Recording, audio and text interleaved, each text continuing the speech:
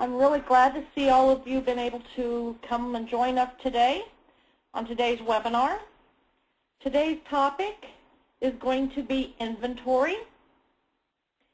Our goal is to help everyone work smarter, not harder, and become proficient with F2000.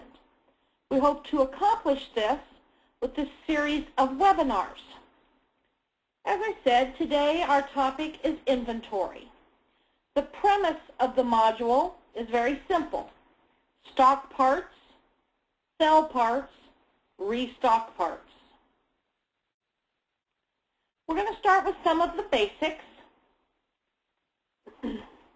You need to set up a few items before setting up your parts. Some of those are on the Equipment tab. So I'm going Set Up, Equipment. You need to set up your equipment classes, your equipment types, and your manufacturers.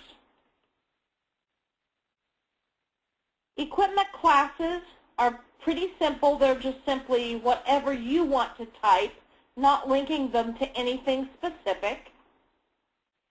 Then the equipment types link a class to them. In the case of the humidifier, I'm going to choose a miscellaneous class for that one. Okay? With regard to your manufacturers, those are pretty obvious. It's the manufacturers of the types of equipment or possibly parts that you sell.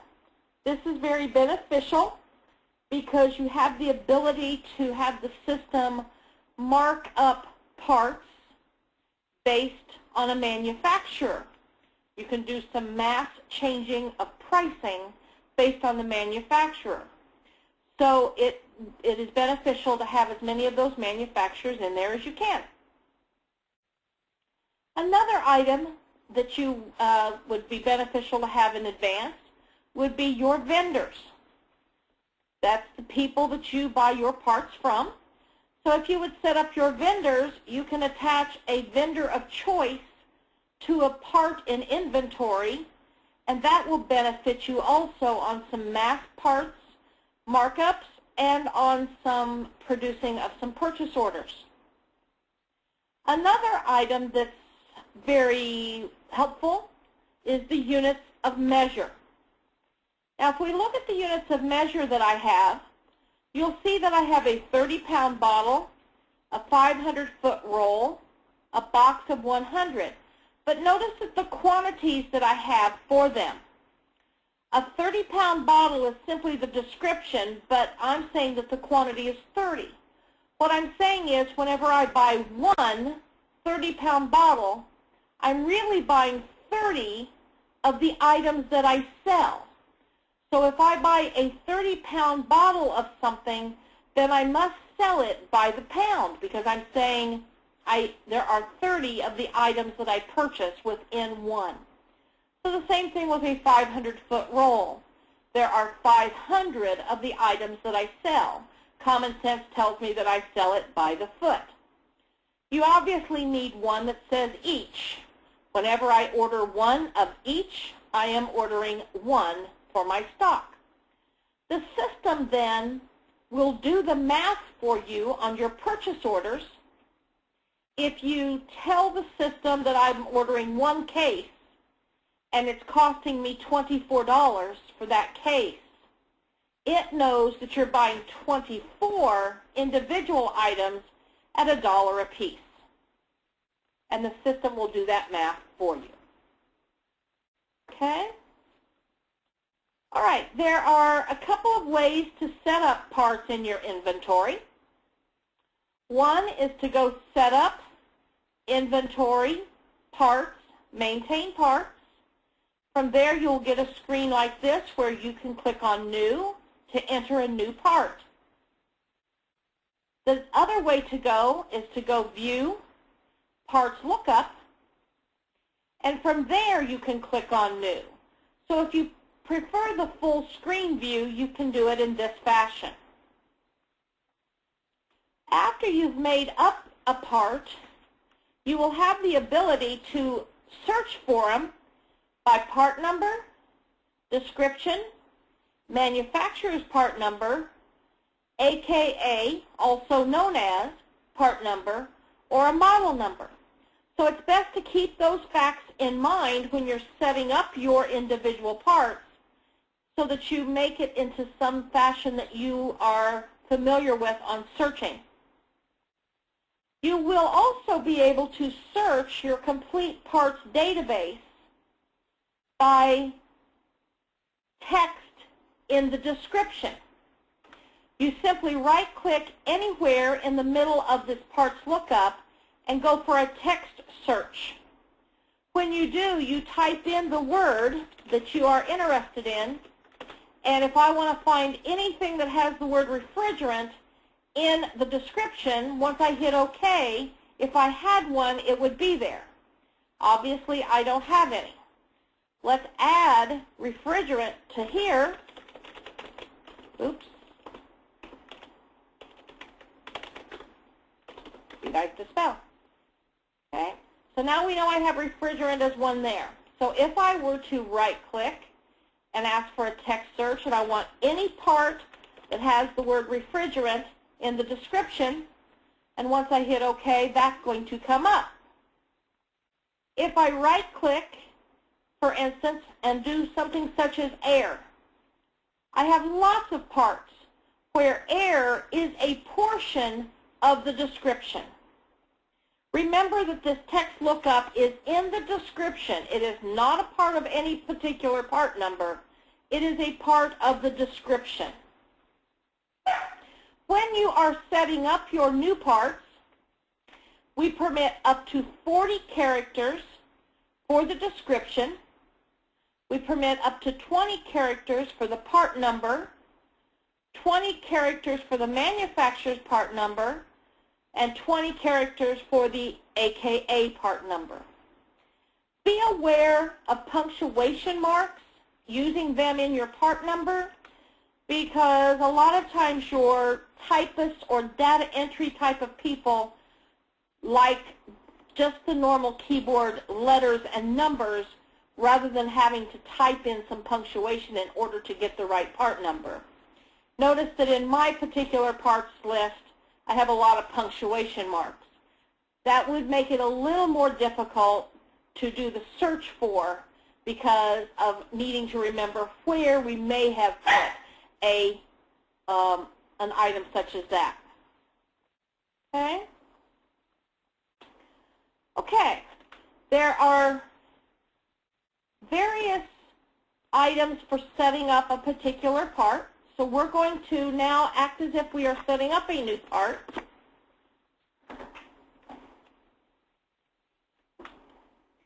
And we type in a description. That description needs to be whatever works for your company. Remember that that's something that you can sort by a word. So you can name that part anything you want.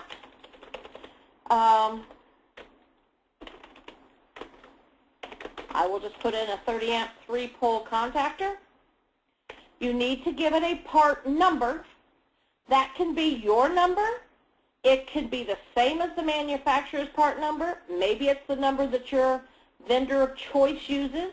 That's up to you. In this case, I'm going to put in, and I shouldn't do that, 3-pole 30 amp. So I've got it that way. I'm going to just pick a manufacturer, Bryan and Gossett.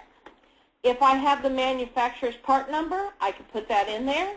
If I had an also known as part number, I could put that in there. Now we get into the dollar figures.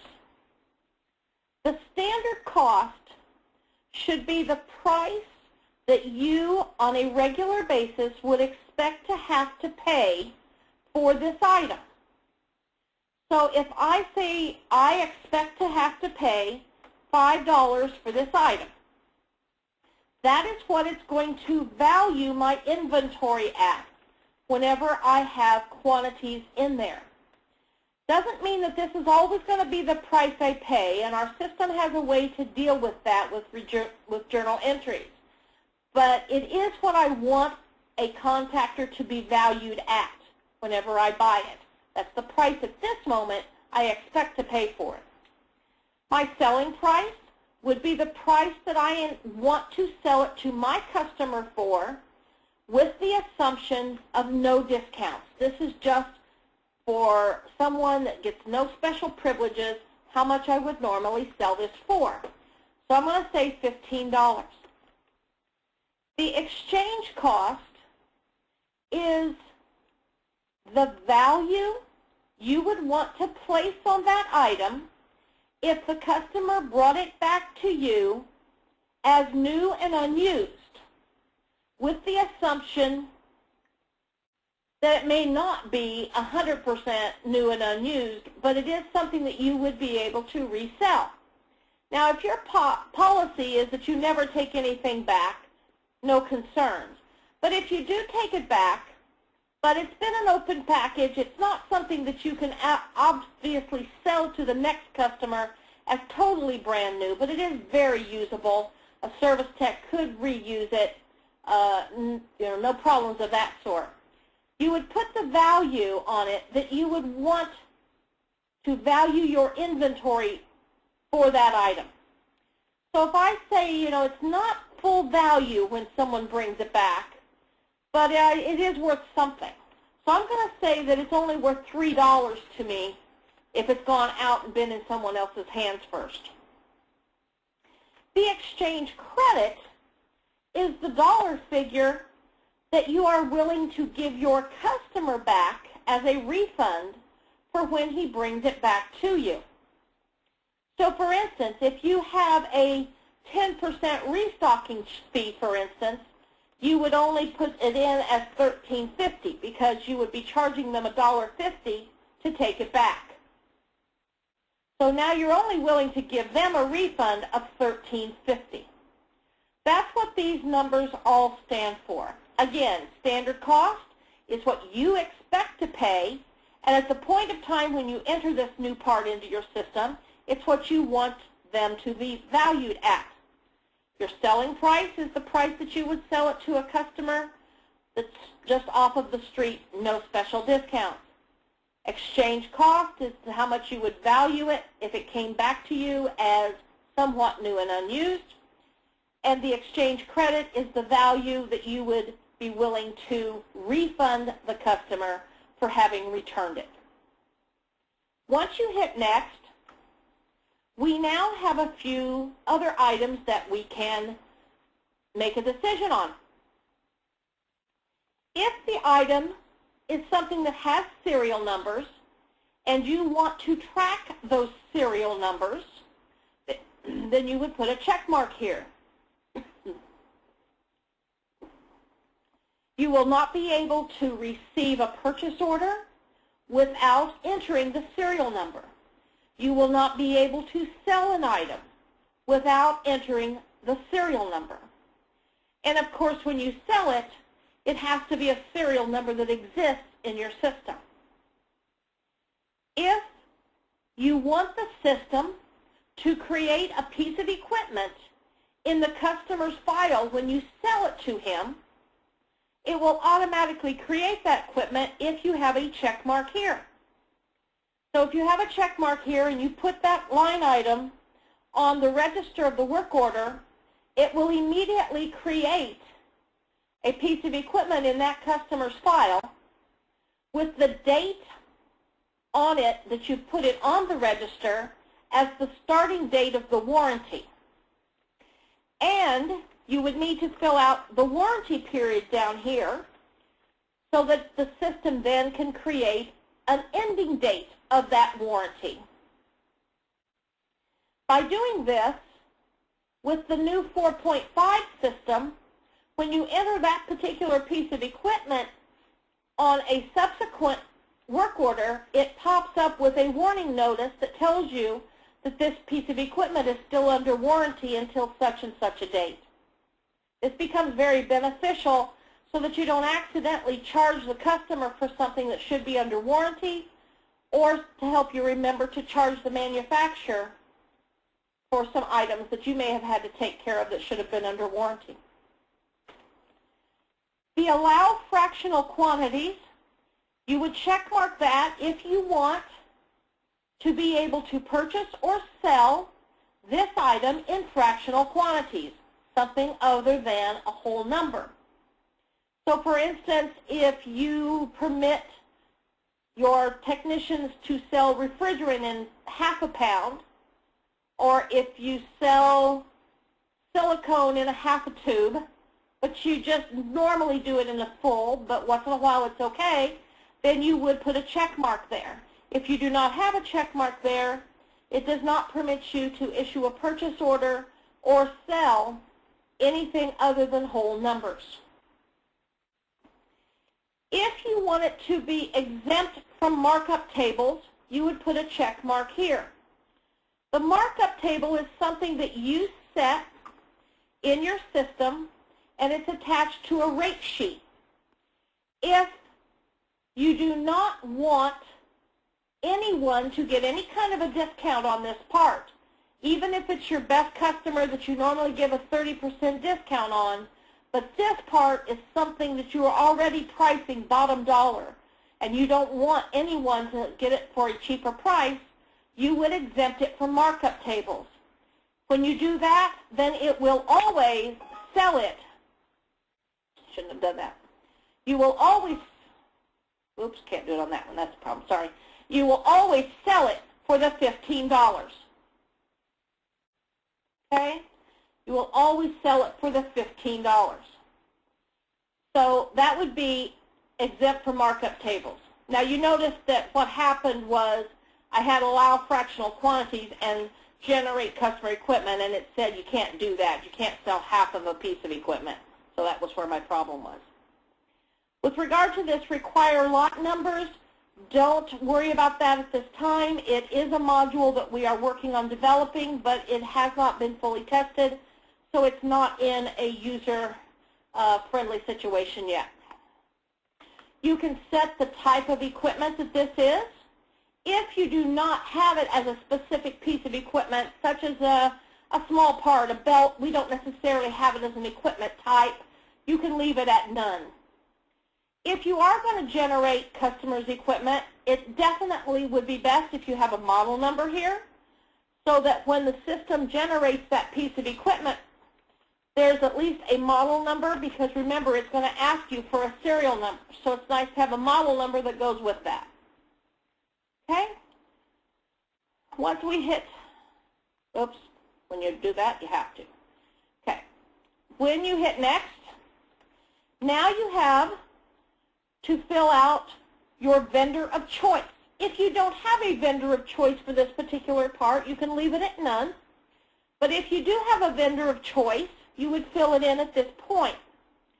Note that that doesn't mean that that's the only place that you can purchase it, but it is your vendor of choice, possibly because that's the one that gave you that $5 great price, so that's the one that you would expect to purchase it from.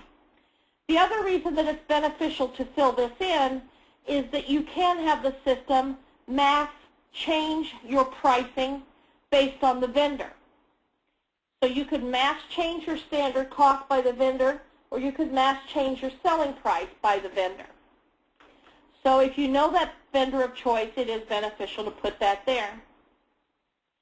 Okay, the minimum stock quantity is with regards to main stock. It has nothing to do with any other stocking locations.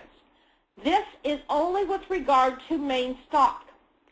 So if I want my system to always have at least 4 of these in stock, I would put a 4 here.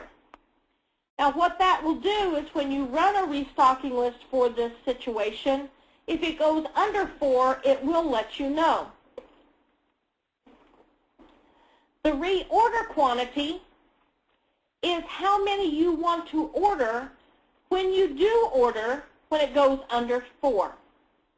So if my price break with my vendor is at a dozen, I could tell the system whenever I do order it for a restock, I want to order 12 of them because of my price break. So if I get below 4, and run my restock, I want to order 12. Of course, you do your purchase unit, which in this case is going to be each, but I can say we order this in the 30-pound bottle. I'll leave this one at each.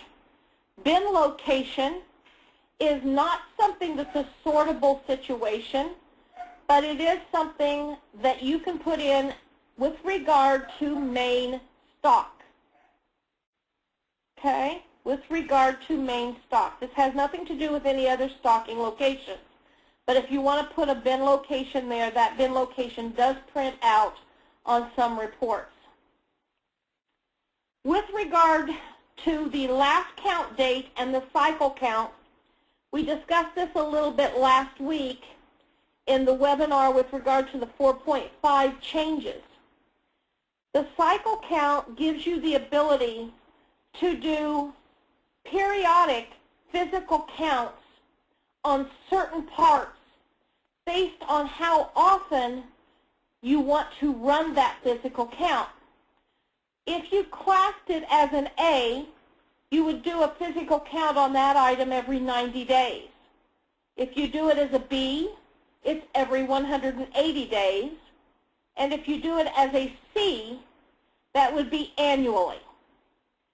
The D, or dead, is for the purpose of basically an inactive part, something that you don't stock, don't sell very often, and it will go into the annual also. Okay, so remember that A is 90 days, B is 180, and C is annual. With regard to the last count date, that will automatically fill in whenever you make the adjustment to your counted to your quantities after having run your cycle count report. If this ends up being something that someone is interested in, because this is a new feature, I personally am a little bit lax on it, but we'd certainly be willing to discuss it with you personally if that's something you're interested in using. Okay, once I hit finish, which I don't remember what my part number was, oh, contact her, okay?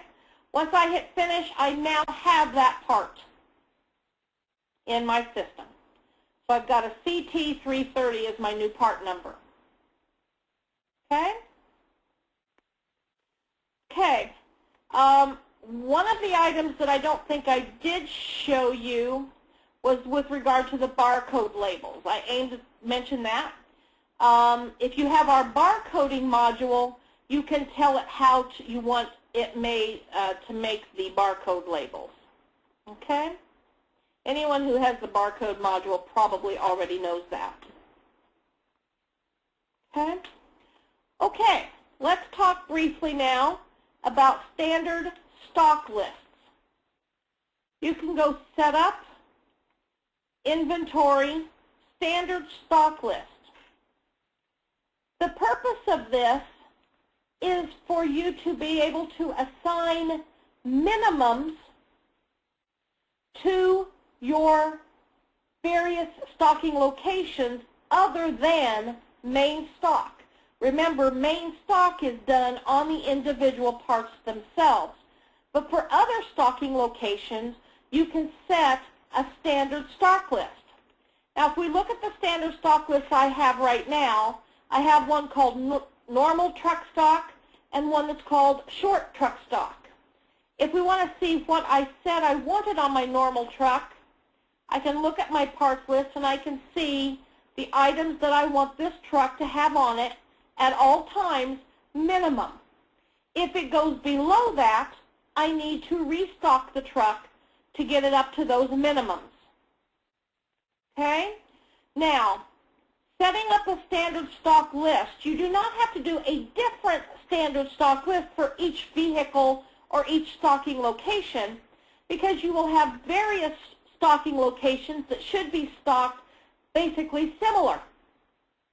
So if you've got 15 trucks in your fleet, 10 of them are considered a service truck, and you might say my normal truck stock goes with a service truck, and the other 5 may be installation trucks, and you want short stock lists on those, or possibly an apprentice truck, and you want a short stock list on that. So you don't have to have a lot of different standard stock lists, but you can have as many as you wish for your company. Then once you set up your standard stocking locations, we go Setup, Inventory, Stocking Locations. Now for stocking locations, our system comes automatically with main stock, exchanges, lost and found, and warranty returns.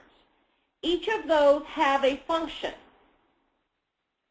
The rest of these are stocking locations that you can enter. So if you have truck number 1 and truck number 2, or in this case I've got an individual's name attached, maybe you want to use the VIN number or the license plate number.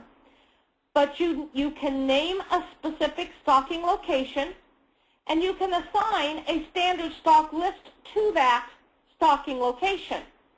So Dale's truck is supposed to have the normal stock on it, so is Mike's. But this Mike H, he's supposed to have the short stock, and so is Terry. He's supposed to have the short stock on it. Okay? So when you want to enter a new stocking location, you simply click on New, type in the description of it, and choose a stocking location if you wish. I'm sorry, a standard stock list. You don't have to have a stock list attached to each one. Maybe it's simply a vehicle that's going to have a couple of things on it, but it's nothing that you care to make sure stays stocked. I'll put the short stock list on it, and that's all there is to that. Okay? Because I have attached a standard stock list to a vehicle, I can then run the standard stocking lists to see if I need to do any restocking. To do that, we would do Tasks, Inventory, and generate a restocking list. When you do this, you can pick which vehicles you want to run this list on, or if you only want to do the vehicles that are normal, it can do just the ones that are normal, etc. If I do it for all, that's fine. I want to tell it to print the restocking list, and what it will do is it will go and compare what is on that vehicle compared to what the standard stock list says I want to be on that vehicle, and it will give me a listing of what I need to put on it in order to bring it up to speed. Once you have done that and you've got your list, you can go ahead and do a refilling of that, a restocking, easily by simply clicking on Fill Restocking List, and it will automatically come up with the list of items for you to say, yes, I gave him one of these, one of these, one of these. I'm not certain if I've got restocking lists, so we'll look and see. Let's go for the one for Dale's truck. These are the items that I said he needed. So I can say, yes, I gave him all 6 of those. No, I wasn't able to give him these. We didn't have any in stock yet. So if you're not going to give him any, you have to highlight that line and delete that line from the restocking list. Okay, I'm only going to give him 2 of those. I'm going to give him the full 20 there. I'm going to give him everything else. If I've had everything, it makes it really nice and simple to just do it and it's over. When I do this, it's going to take them out of main stock and put it on Dale's truck. And it is going to handle his outstanding restocking list. Okay? So by enabling yourself with the standard stock list, you have an easier chance of being able to do the restock in a fast manner. Okay? Okay, let's take a look at a part, and let's see what this information is telling you. Let's go and do the furnace 30 fuse, the fuse. Okay? That's an FRN 30 fuse. The general tab, we've already went over what all of this means. Don't have any manufacturer on it, don't have to have one. I've got what my costs are, what my sell price is. This isn't something I would be willing to take back as new and unused, so I don't have anything there. The defaults, we discussed what all of those items mean. You must have some kind of an equipment type, even if that's none. Reorder, got all of my reorder information there. It is a B on the cycle count, which means we'll inventory that cyclically every 180 days. When you go to the Locations tab, this is going to tell you all the locations that you have this item in stock at. Presently, I have 290 of them, all in main stock. I don't have any in any other location at this time.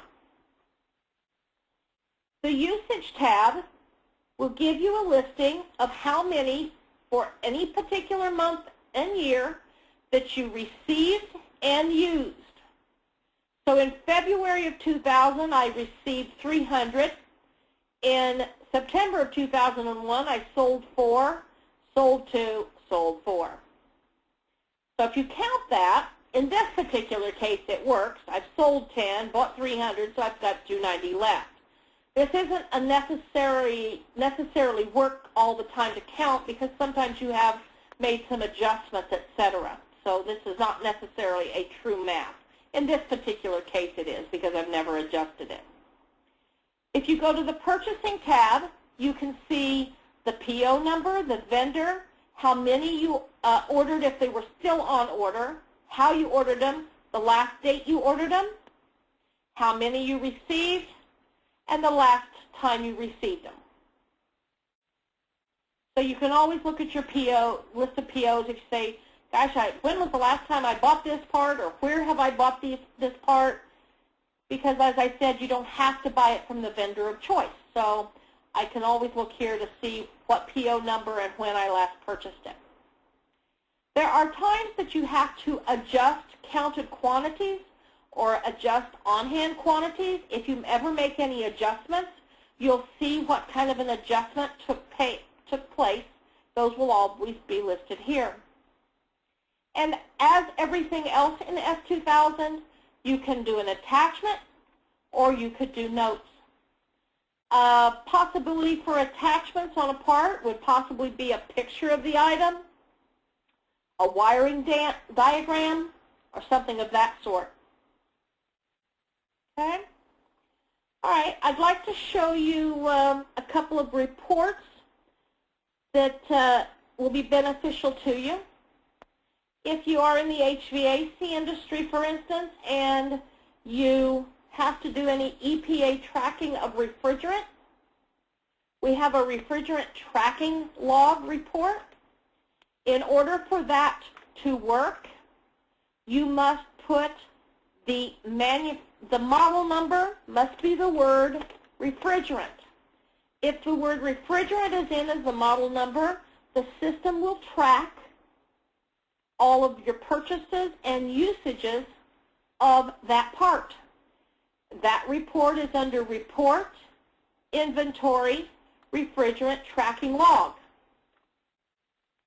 Even if I write the word refrigerant on it now, it will go back to the beginning of time and give me this report. Now this report does ask you for a date range. So if you keep track of it on a monthly or a quarterly basis, you could run this report accordingly and have it ready for EPA if they should happen to need it. And as I said, if I add the word refrigerant now, even though it wasn't there at the time, now it will be there and it will run that report accordingly. Another good report in our system is the Standard Cost Variance Report. This report is good to look at once in a while, and it's absolutely necessary to look at when you are trying, before you let the system do any mass changes to any of your pricing.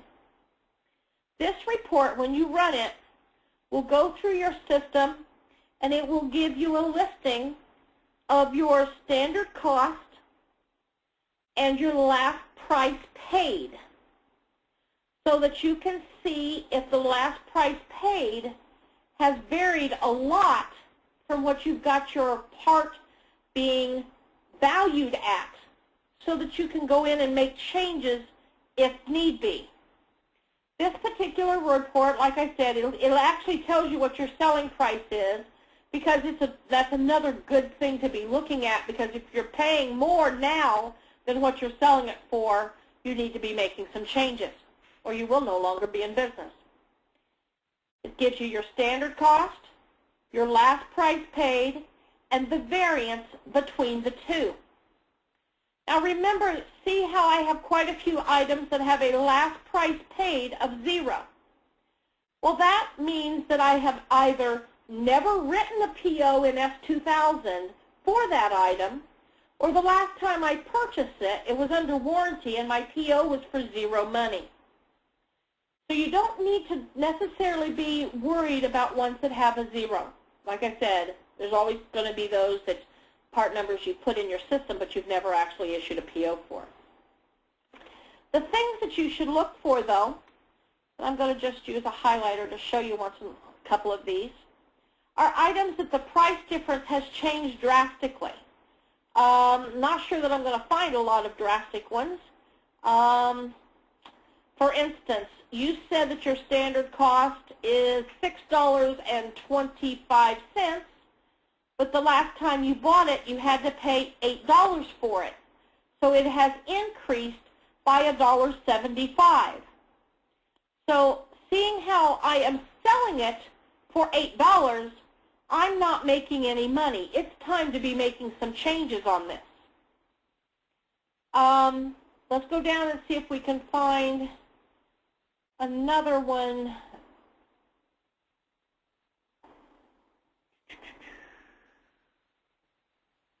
Okay, here's a good one. Let me highlight this one for you. Okay, I have my standard cost at $120.66, but my last purchase price was $133. It's costing me $12.34 more than what I am valuing it as. So maybe it's time to increase my standard cost so that my inventory is valued more, and then change my selling prices so that I can also be making the profits that I am anticipating making. This report is good to look at once in a while to see if any trends are happening with regard to the prices that you're paying for your standard parts. But at the same time, it's also a necessity to run this report prior to letting the system do any mass changes. And I'm going to show you those mass changes. But remember, you should always do this report and keep it in hard copy or in a PDF format to be able to refer back to, and you'll understand why momentarily. If I want the system to mass change my pricing, I can go into inventory parts, and I can let the system update my standard cost by last or average. And by choosing that, I get to tell it which one I want to go by. Note up at the top, it tells you that if the one that you choose, if that price is 0 for that part, it will not make any changes to your standard cost. So in other words, if my standard cost right now is $10, but it says that the last price paid was 0, it will not change my standard cost to 0. It will leave it at the $10. You can choose last purchase price or average cost, whichever you choose. After you have done this, then you might want to let the system mass change the selling price because you have done some major increases on your costs. If you chose to do that with a mass change, it's in that same location, except now it's update the selling price. By updating your selling prices, you get to choose a markup table for it to use. So if I chose to use my normal markup, it will go out and look at my standard cost and mark it up according to that markup table. When you are doing it this way, you can choose only a certain vendor if you'd like, so that it will go out and look at all of the parts that has that particular vendor of choice on it, and it will increase the selling price of only those parts. The same thing goes for a specific manufacturer. So let's say, for instance, that a vendor sends you a letter that says effective September 1st, we have to do a 10% increase. Well, rather than do an increase by my last average, I haven't purchased anything yet with that 10% increase, so doing it by my last cost isn't going to make any changes. So I'd want to adjust my standard cost by percentage. So since my vendor said he's going to increase my prices across the board by 10%, I can do a 10, and I could pick a particular vendor. That if once I've hit my OK button, it'll go out and find all the parts that have Gossett Wholesale as my vendor of choice, and it will increase my standard cost by that 10%. And again, after I have done that, then I would probably consider increasing my selling price in the same fashion, letting it go back to the new standard cost and increase my markup accordingly, and I would want to just pick that particular vendor. Let it just deal with the ones that I have dealt with in that fashion. Now, the main reason for running that one report prior to doing any of this is all industries have certain items that you have the ability to sell for a higher price than just a standard normal markup can do, or you may have some of those parts that you cannot get your normal markup for. The industry just does not permit you to mark it up in that fashion. If you let the system mass change everything, it's going to change those parts also.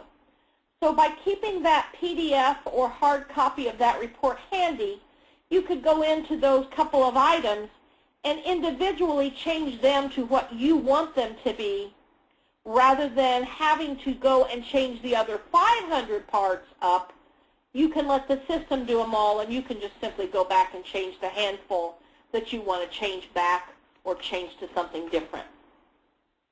Now, as I said, the main premise of inventory module is to stock parts, sell parts, and restock parts.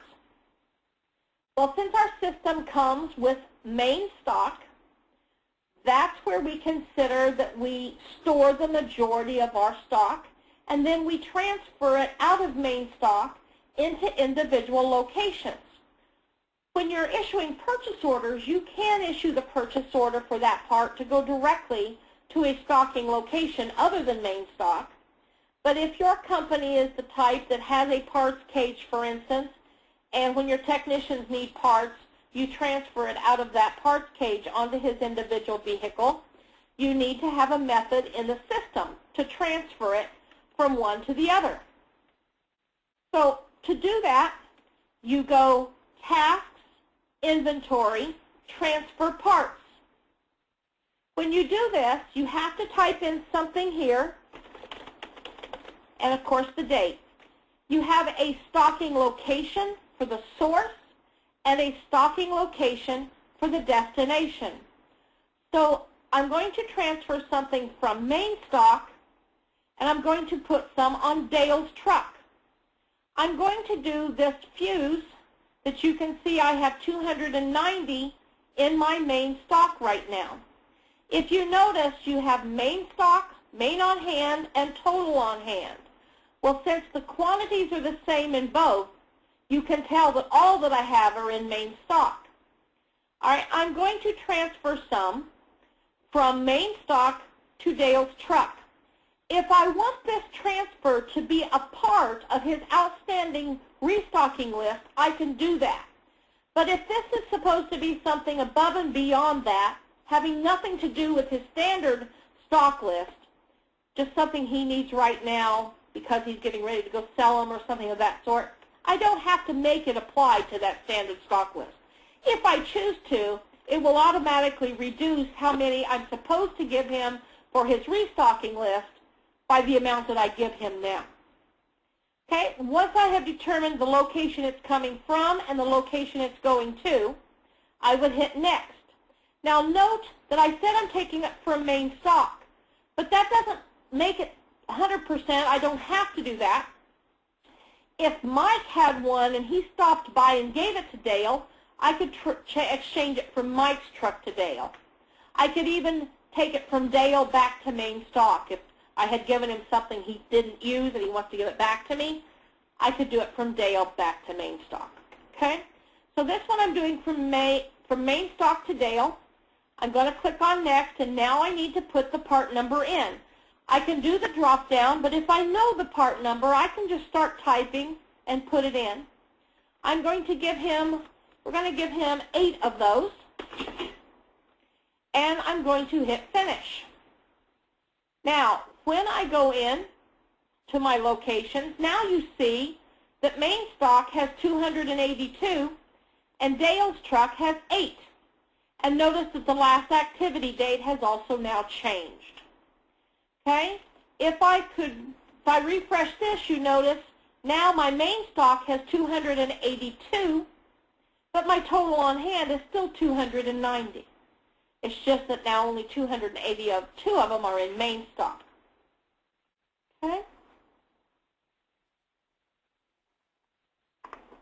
Okay. Let's talk about the need to do an adjustment once in a while.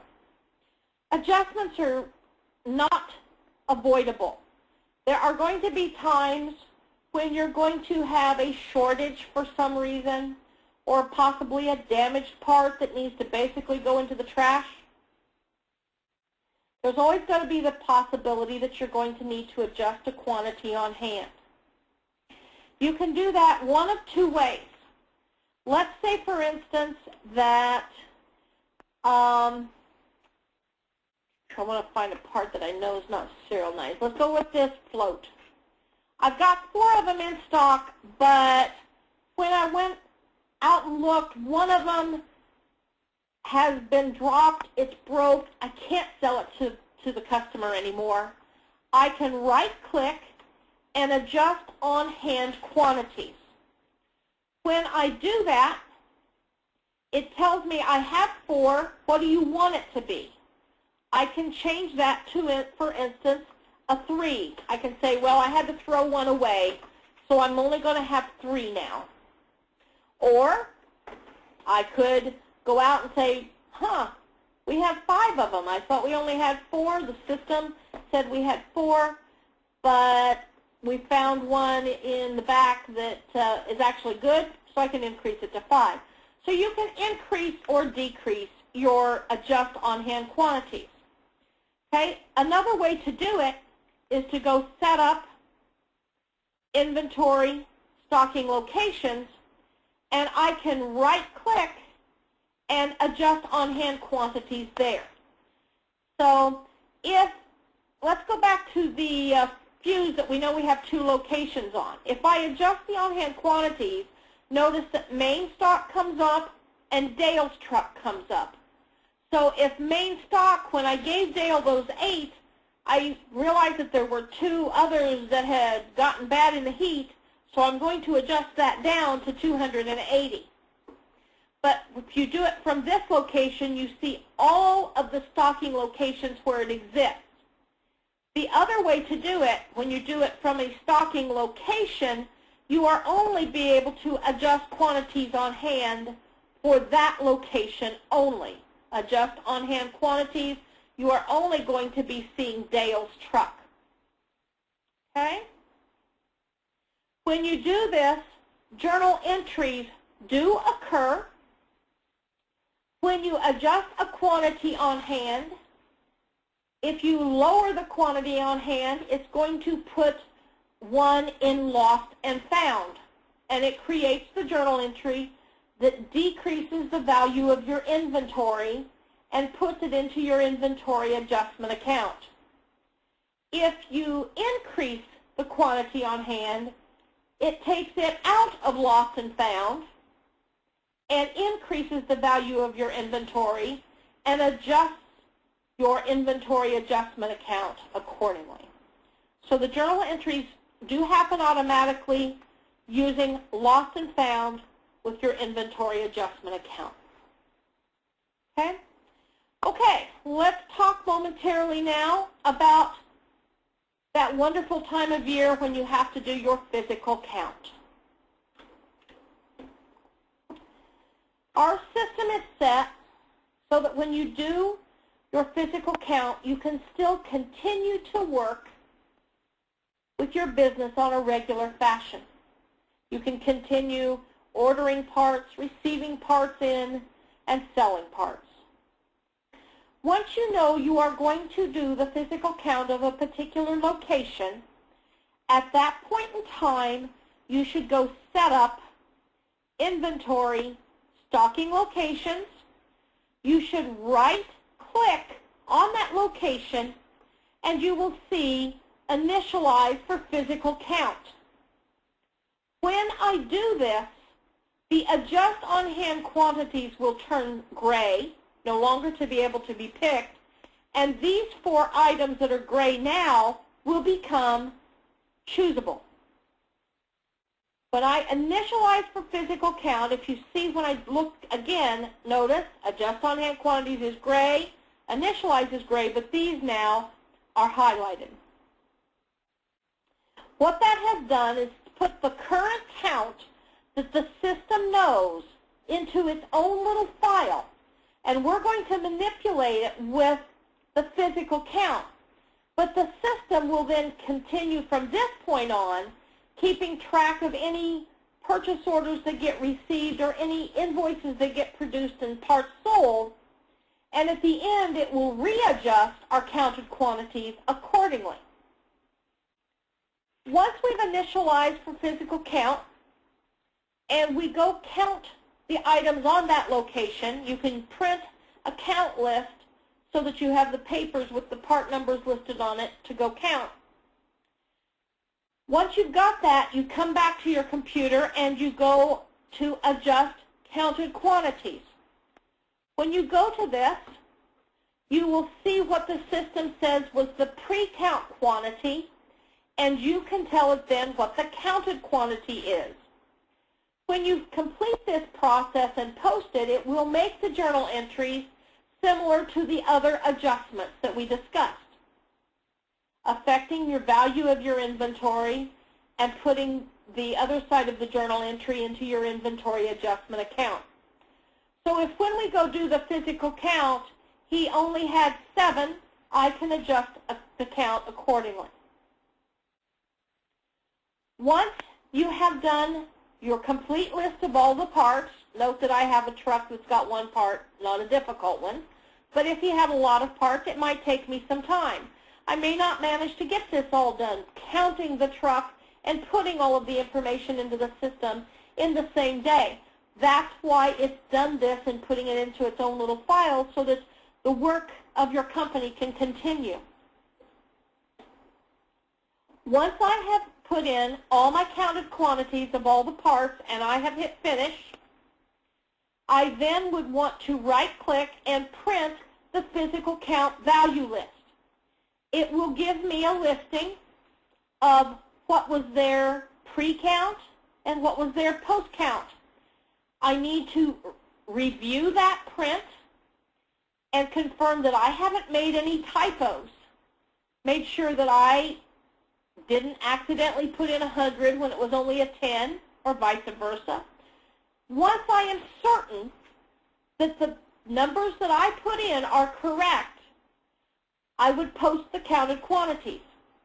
If I found a mistake when I looked at my report, I would go back to Adjust Counted Quantities, fix that line item, and then print this again, and eventually I'm going to post. I strongly suggest that when you print this report, you do print it in hard form or PDF, so that if an auditor or anything of that sort wants to check your physical count inventory, that form will show them why the adjustments have been made to that account. Once you post the counted quantities, it takes the count that you have said, and it makes that the real count now, makes the journal entries, and you're ready to move on. If anything has been received or sold on a work order since you initialized it, it will then also adjust the quantities on hand with those entries also. That's not an adjustment entry because that happened with its own journal entries with regard to the purchase order and the work order. But that will create its own journal entries. If you accidentally initialized for physical count and this wasn't the vehicle you were doing, you would simply discard your counted quantities and everything goes back to the way it was prior. This is my suggested preferred method of doing this, although if you are shutting down your business completely to do your physical count on all locations, you can do tasks, inventory, and initialize physical count. When you do it from here, it initializes every location at the same time. If your company is not one that does a complete physical count of absolutely every location at the same time, then I strongly recommend that you initialize for physical count on a per location basis. Okay, let's talk briefly now about a couple more of the reports. We have reports, inventory. We have the inventory transaction report. This one is good if you're trying to track down who you might have sold that one particular part to. You remember having sold it to someone. Maybe there's been a recall on it. You need to remember who you sold them to. You can do it by a date range and pick a particular part number. If you need to do any of the other filters, you can, but part number and hit OK. It'll give you a listing of all of the work orders, actually all of the transactions, both purchasing and selling, that has occurred in that date range to that part. Another report is on the service side, and that's a technician parts usage. That does not give you any individual work order numbers as to where it went to, but it does tell you in that date range that you will put in here as to how many of each individual part a technician has sold in that date range. You do that by employee group. So if you're wanting it on one particular employee only, you either run it on the group he's in or you make a group and put him as the only one in. Okay? Okay, so we have discussed setting up your parts, adjusting your counts, transferring them. You can order them from vendors on a PO. That's our next webinar, is purchase orders. In the future, on another webinar, we'll learn about selling them to our customers on work orders and on parts orders. Customers can return the part. We discussed the exchange. There's also returning them under warranty. Those items will be discussed when we learn how to bill our work orders. You know about the physical count changes. So I think we pretty much have covered everything. I know it's a pretty fast webinar for such a large subject, but we can only do so much in the time, and all of our time is valuable, we understand. If you're interested in any further training, we do offer boot camps, we offer web training, and we offer on-site training. If you're interested in any of those, please feel free to call our 1-800 number. We'd love to discuss the options with you. We will be having a users group meeting and a boot camp in New Orleans in October. So if that's something that you are interested in, you should be getting emails over the next week with regard to that. If you're interested in it or want to discuss anything further, please let us know. They are an excellent time for you to mingle with other companies, other users of S2000 in your same field, and you get some great ideas on how they deal with certain subjects. Sometimes S2000 can be utilized slightly out of what we say it was developed for, because it can work that way for you, and you can learn from your other users of S2000 about some of those tricks. Once again, I want to remind you that I'm a big proponent on right-clicking. Don't forget to right-click and see what's available there for you to do, and use your test data to practice in. If you don't have a test data and you want help getting one set up, please just give us a call. I'll be glad to get on with you and help you with a set up of test data so that you can play around with some of these things that you're learning and feel a little bit more comfortable with it. Again, I thank everyone for attending. It's been great, and we will see you in a couple of weeks. Bye-bye.